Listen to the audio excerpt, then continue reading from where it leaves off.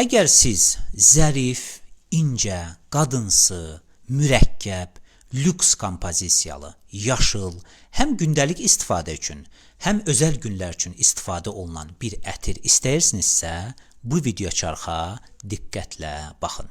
Nəzərdə tutduğum ətir 2018-ci ildə işıq üzü görüb. Ətirin parfümeri Alberto Morillas'dır. Ətir xanımlar üçün nəzərdə tutulub. Payız fəslində istifadə üçün daha uyğundur. Ətir şərq və ədviyyatlı qrupuna aiddir. Ətirdə əsas hiss olunan notlar bourbon vanili, tünd şokolad, qalbanum, tütək otu, ada çayı və s.